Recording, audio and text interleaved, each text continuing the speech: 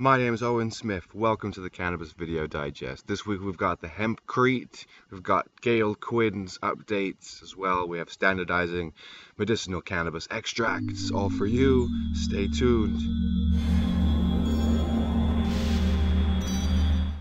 Gayle Quin brings us the updates and suggestions, as she always does in the Cannabis Digest newspaper that is now out there, the fall edition. Gayle has been an intimate member of Hempology and the Cannabis Digest since its foundation. She has helped to inform the Victoria Cannabis Buyers Club of their herbal products and expand their medicine line. She's very influential. In this article she talks about the Hempology UBC Club. She talks about some of the issues having with campus security and how those are really non-issues. And she goes on to talk about the time that she had with Jody and Mark, and that was very special to her.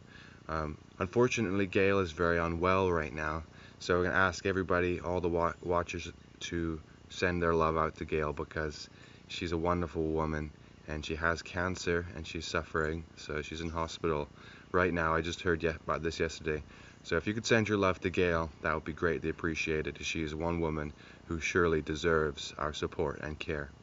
Judith Stamps brings us a timeline of marijuana prohibition in the UK, and as you can see, if you check out this article, there are many details that she points out in archetypes. One of the archetypes, which I will elucidate for you here, is archetype number 5, redefining strange through news headlines like the cannabis disaster that is destroying our children's minds. In Canada, Harper's Health Canada provides similar headlines. So does the rest of the anti-cannabis lobby. The child's brain has become the last battleground for legalization. And if you're watching the news or TV these days, you probably see these new ads being put out by the Conservative government that basically say that cannabis is a lot more harmful than most of us know it to be, most of us who have tried it. And we know that these kinds of tactics don't work, in that Canada has the largest youth population to use cannabis in the world.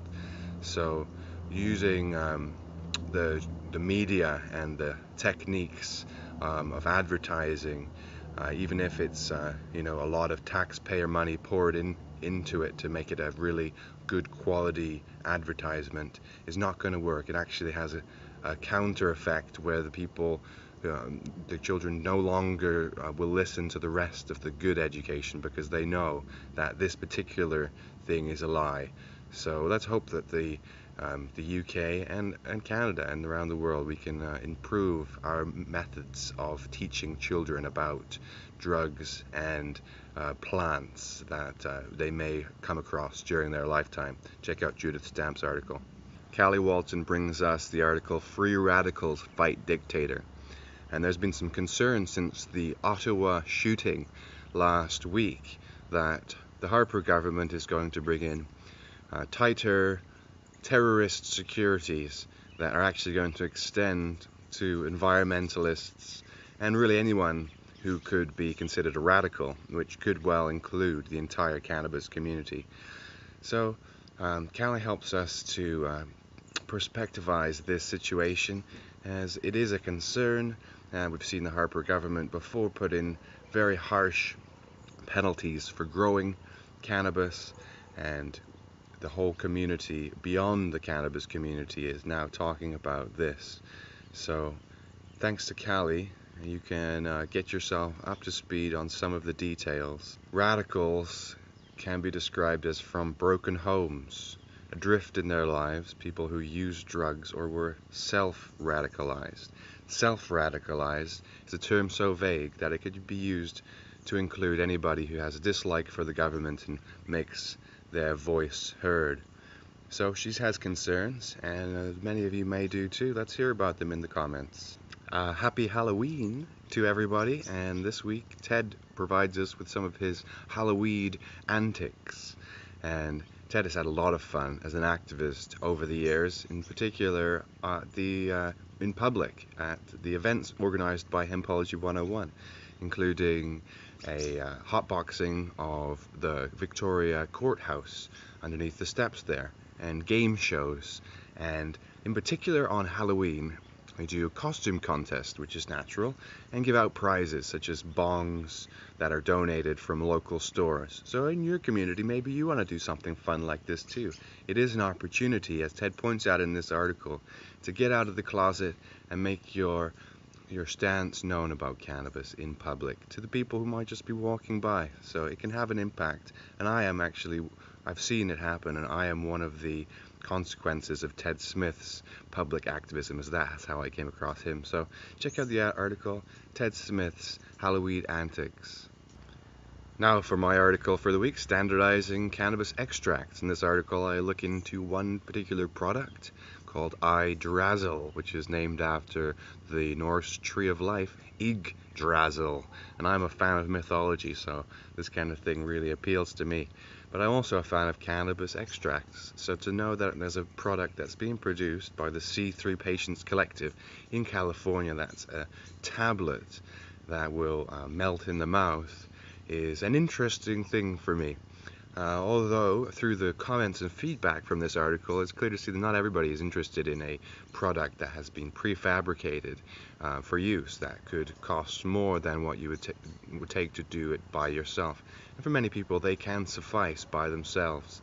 What this appeared to me a benefit of the cannabis community is that it is a mainstream product that could bring people in who have concerns about natural health products, who don't use natural health products, but prefer to have something that is standardized and regulated in a way that they can ease themselves into the use of what is a safe product under a lot of stigma and having a lot of misinformation spread about it. Really only the personal experience can help people to understand how it could work or not work for them. So Yggdrasil, interesting product.